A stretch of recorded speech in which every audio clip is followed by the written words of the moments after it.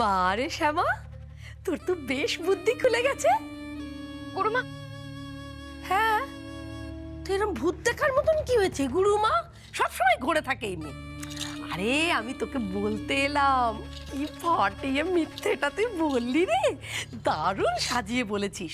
বুঝলি শ্যামা, এইভাবে মিথ্যেটা চালিয়ে যেতে হবে, তাহলেই কেউ কিছুতেই টের পাবে না, আমাদেরও কাজ সারা হয়ে যাবে। না গুরুমা, আমি কোনো মিথ্যে কথা বলিনি। মানে?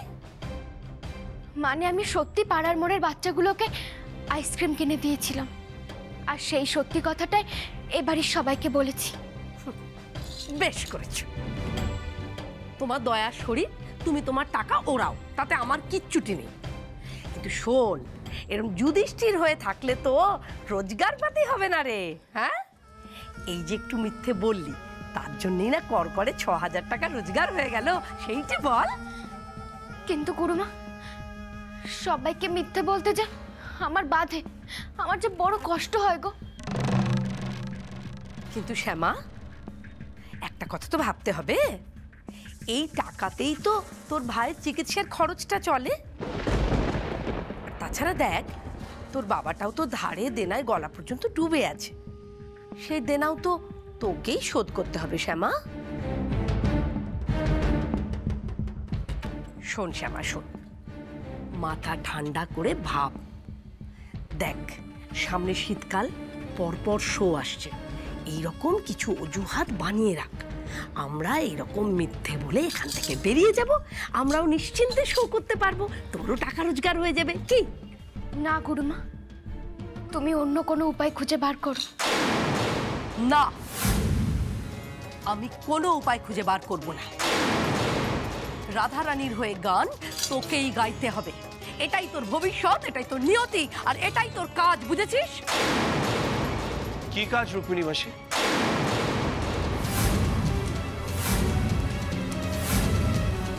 যেটা শ্যামাকে করতেই হবে। কি বলছিলে তুমি রুক্মিণী মাসি? আরে না রে বাবা, কি আর বলবো, একটু শাসন করছিলাম, বুঝলি? আমি বলছিলাম যে এই যে যখন তখন যেখানে সেখানে বেরিয়ে চলে যাচ্ছিস, হ্যাঁ, কাউকে কিছু না বলে, বাড়ির লোকগুলো তো চিন্তা করছে, এরকম করলে চলবে? চলবে না তো। এটা তো কাজ, এটা সংসার, এখানে একটা শৃঙ্খলা আছে, নিয়ম আছে, সেটা তো মানতে হবে নাকি? হ্যাঁ, সেইটাই আর কি। আগে বাবা, বুঝলি, খুব ক্লান্ত লাগছে রে, আজকে দুটো শো ছিল তো, এত কাজ বাবা, আমি শুতে যাই রে। হ্যাঁ, গুড নাইট। শ্যামা, আসি রে।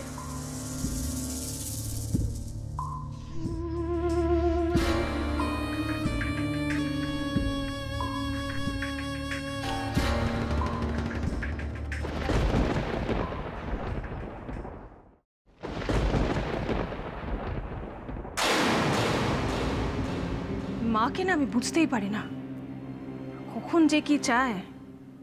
এই শ্যামার প্রতি নরম, পর মুহূর্তেই রাগ দেখাচ্ছে।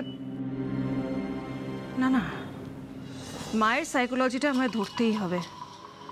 সেটা না করতে পারলে শ্যামাকে সাহায্য করাটা খুব ডিফিকাল্ট হয়ে যাবে, খুব।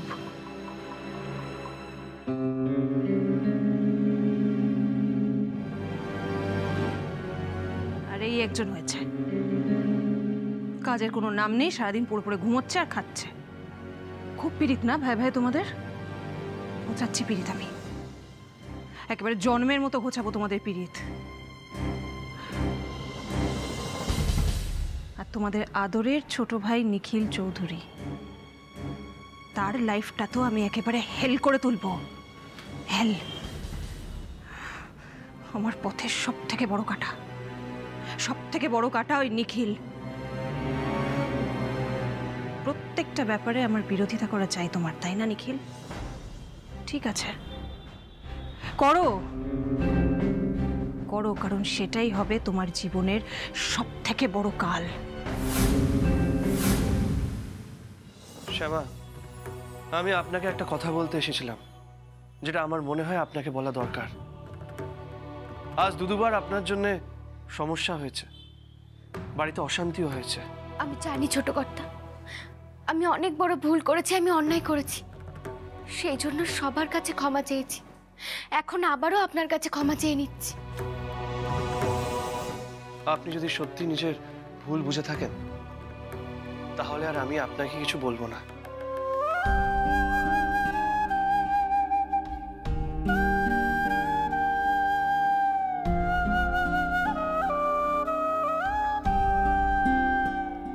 এমনিতেই আজ আপনাকে মা অনেক বকেছে, কারণ আজ আপনার প্রতি মায়ের দুশ্চিন্তা একদম জেনুইন ছিল। আপনার যদি সত্যি কিছু হয়ে যায় তাহলে মা ভেতর থেকে কষ্ট পাবে।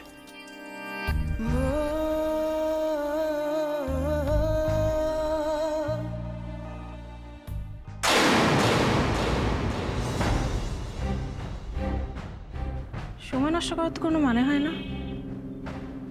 আমার কাজটা তো এখন থেকে শুরু করে দিতে পারি।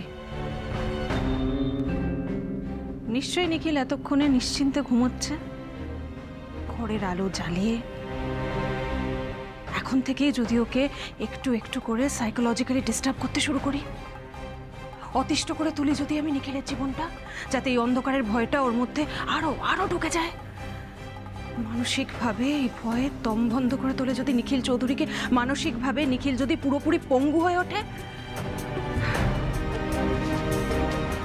কাজটায় রিস্ক আছে, রিস্ক আছে, কিন্তু সাকসেসফুল হতে পারলে আমার প্রচুর লাভ, প্রচুর লাভ। প্রথমত দাদামশাইয়ের কথা মিথ্যে প্রমাণিত হবে। কি বলেছিলেন যেন দাদামশাই? শ্যামা নাকি নিখিলের জীবনটা একেবারে আলোয় ভরিয়ে তুলবে। সত্যিটা তখন লোকে জানবে। দাদামশাইয়ের ওপর থেকে মায়ের বিশ্বাস সরে যাবে এবং শ্যামার ওপর মায়ের নতুন করে রাগ হবে, নতুন করে। ব্যাস, তাহলে আর চিন্তা কিসের? তারপরে তো পুরোটাই আমার হাতে। একটু একটু করে প্রথমে বিশাল মশলার ব্যবসা, আর বাকিটার ওপর কন্ট্রোল নিতে আর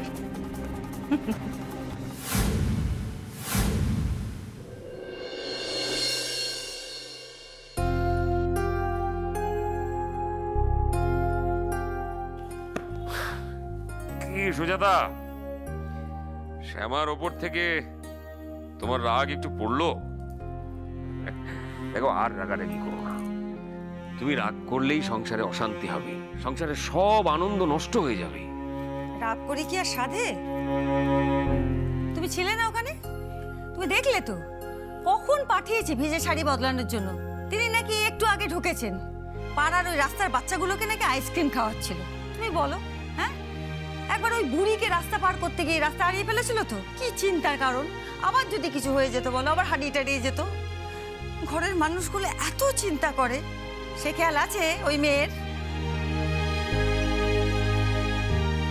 আচ্ছা সুজাতা, তুমি তোমার ছোট ছেলেকে লক্ষ্য করছো? কেন? আমার ছোট ছেলে আবার কি করলো? সে কি, মা হয়ে তুমি নিখিলকে লক্ষ্য করছো না? এই যে নিখিল সারাক্ষণ শ্যামা শ্যামা করছে, একটু চোখের আড়াল হতে দিচ্ছে না, বলা ভালো চোখের আড়াল করতে পারছে না। এটা তোমার চোখে পড়েনি, এটা আমাকে বিশ্বাস করতে বলো। আচ্ছা, নিখিলের যে শ্যামার প্রতি একটা অত্যন্ত দুর্বলতা হয়েছে, সেটা তুমি বুঝতে পারছো না? না গো না, এ দুর্বলতা প্রেম ভালোবাসার দুর্বলতা নয়, কিংবা ধরো স্ত্রীর প্রতি স্বামীর যে দুর্বলতা, সেও নয়। এ একটা গ্রাম থেকে আসা মেয়ে, সাদাসিধে মেয়ে, শহরে এসে যাতে কোনো বিপদে না পড়ে তার জন্য আমার নিখিলের সচেতনতা। তুমি জানো না বুঝি আমার নিখিল কত বড় মনের ছেলে, প্রত্যেকের প্রতি ওর খেয়াল আছে। তুমি চেনো না ওকে? না সুজাতা, তাহলে আমি বলবো তুমি ওকে চিনতে পারছো না। তুমি তো গর্ব করে বলো যে তোমার ছোট ছেলেকে তুমি সবচেয়ে বেশি বুঝতে পারো, কিন্তু আজ আমি তোমার কথাটা মানতে পারলাম না। ওর চোখ দুটো দেখে কেন যে তুমি বুঝতে পারছো না সেটা আমার মাথায় ঢুকছে না। দেখো, শুধুমাত্র দায়বদ্ধতা থেকে এতটা খেয়াল রাখা যায় না সুজাতা, এর মধ্যে আরো কিছু আছে। কি বলতে চাইছো তুমি? একটু স্পষ্ট করে বলো তো। ও আচ্ছা, আমি তো এখন একটা অন্য কথা বলতে এসেছিলাম। কি ছোট কর্তা? বলছিলাম যে কাল বিজয়া দশমীর পরেই কিন্তু আপনার ছুটি শেষ। এবার আপনাকে পড়াশোনা করতে হবে। আর এইসব নিয়ে আমরা পরশু ডিসকাস করে নেব। দরকার হলে আপনাকে বাড়িতে এসে টিচার পড়াবে, আপনি প্রাইভেটলি পরীক্ষা দেবেন। ঠিক আছে ছোট কর্তা, পরে আপনি সময় পেলে ওসব নিয়ে কথা বলা যাবে। এখন অনেক রাত হয়ে গেছে, আপনার বিশ্রাম নেওয়া দরকার। আমি একদম ঠিক আছি। আর একটা কথা ছিল, আপনি যে বলেছিলেন আপনার কি স্বপ্ন সেটা আমাকে বলবেন।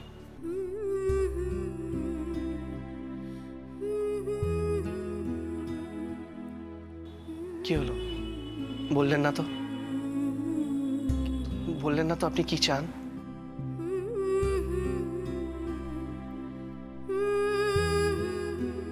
দেখুন, বেশি দিন কিন্তু স্বপ্নের কথা নিজের মনে লুকিয়ে রাখতে নেই।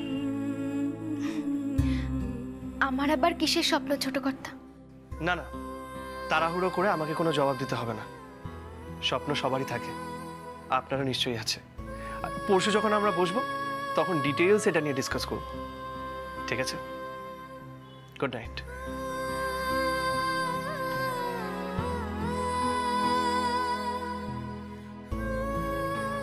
আমার স্বপ্ন যে গান গেয়ে সারা পৃথিবীতে কৃষ্ণ নাম প্রচার করা, হারিয়ে যাওয়া কীর্তনকে সারা পৃথিবীর মানুষের কাছে পৌঁছে দেওয়া। কিন্তু সেই স্বপ্নের কথা আপনাকে আমি কি করে বলবো ছোট কর্তা? কি দ্বিধায় যে তুমি রেখেছো আমাকে কৃষ্ণ। যেদিকেই তাকাই কোনো পথ নেই।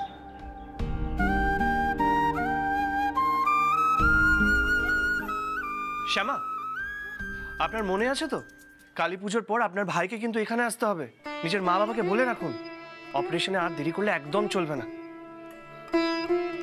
কেষ্ট ঠিক হয়ে গেলে আমরা সবাই নিশ্চিন্ত হই।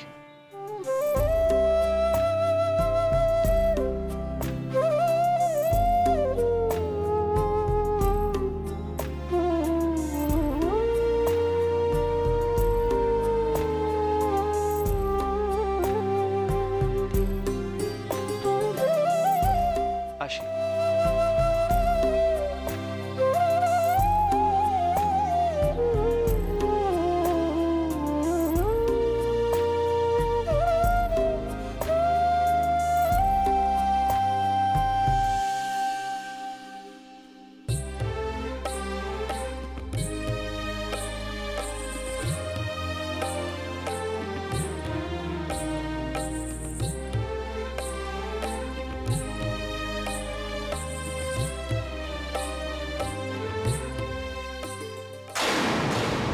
অন্ধকারের সঙ্গে লড়বে তুমি নিখিল, তাই না?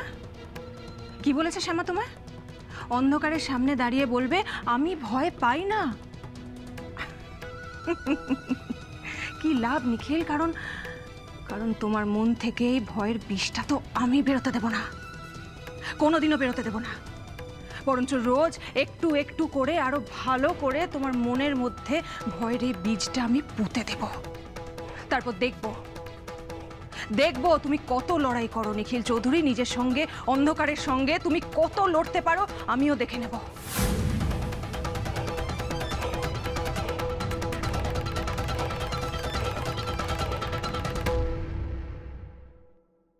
সংসারে যার এত বুদ্ধি, যার এত খেয়াল, সেই সুজাতা চৌধুরী বুঝতে পারছে না যে তার ছোট ছেলে শ্যামার মধ্যে এমন একটা কিছু খুঁজে পেয়েছে যার জন্য দিন দিন শ্যামার প্রতি দুর্বল হয়ে পড়ছে।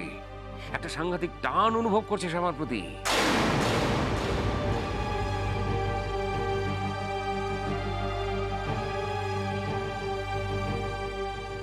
আর সত্যিই যদি নিখিলের শ্যামার প্রতি কোনো টান তৈরি হয়, কোনো দুর্বলতা তৈরি হয়, আর ঠিক যেভাবে তুমি চাইছো সেইভাবেই যদি শ্যামা ধীরে ধীরে নিজেকে এই সংসারের উপযুক্ত করে তুলতে পারে, তাহলে অসুবিধাটা কোথায়? তোমার কি উচিত না শ্যামাকে গড়ে পিটে তৈরি করা? না গো না, ও মেয়ে যা অবাধ্য। আমি ওকে মানুষ করবার জন্য দু এক কথা বলবো, আমাকে দু চার পাঁচ কথা আরো শুনিয়ে দেবে জ্ঞানের। ছেলে মেয়েরা বরাবরই বাবা মায়ের অবাধ্য, সেই জন্যই তো মানুষ করে নিতে বলছি। দেখো, নিখিলের ঘাটতি, নিখিলের অপূর্ণতা দেখবে ওই শ্যামাই ঘুরিয়ে তুলতে পারবে। আমার কথা বিশ্বাস করো, ঠকবে না। আমার এতদিনের অভিজ্ঞতা ভুল বলতে পারে না। না সুজাতা, অনেক পরীক্ষাই তো হলো, আজ পর্যন্ত তো কখনো শ্যামাকে কোনো অন্যায় করতে দেখলাম না। আজ যদি সে তোমার জাদুতে এই সংসারের যোগ্য বউ হয়ে উঠতে পারে, এই সংসারের সমস্ত আদব কায়দা শিখে নিতে পারে, তাহলে তো সংসারেরই মঙ্গল, তাই না?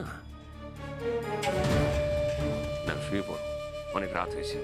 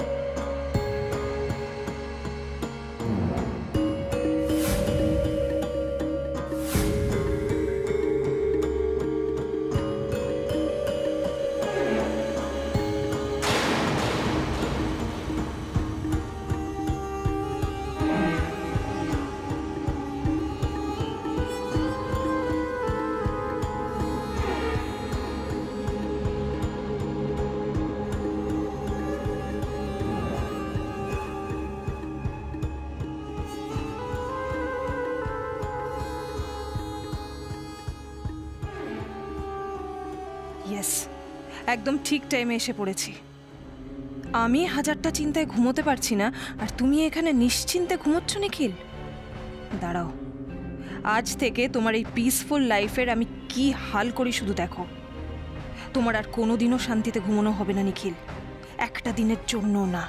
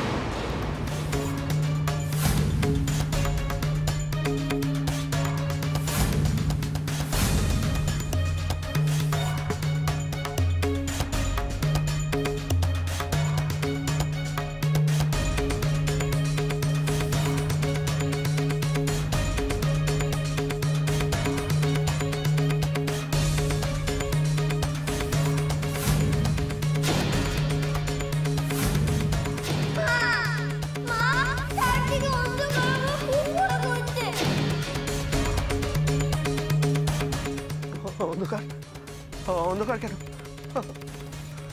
লোডশেডিং হয়েছে নাকি? মা, বৃন্দাবনা, লাইট জ্বালাও প্লিজ, আমার আমার কষ্ট হচ্ছে।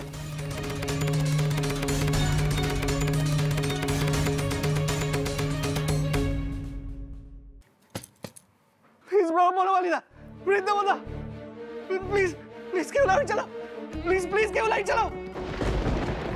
দম দম বন্ধ লাগছে, দম বন্ধ লাগছে আমার। প্লিজ প্লিজ কেউ লাইট জ্বালাও, কেউ লাইট জ্বালাও প্লিজ। ছোট কর্তার গলা না? উনি এখন এভাবে চিৎকার করছেন কেন? কিছু হলো নাকি ওনার? লাইট জ্বালাও প্লিজ।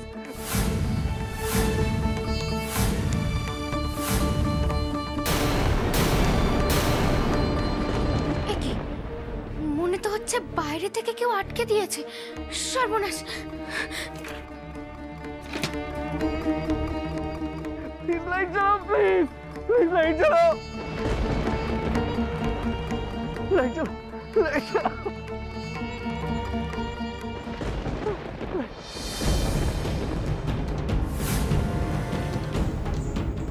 ছোট কর্তা,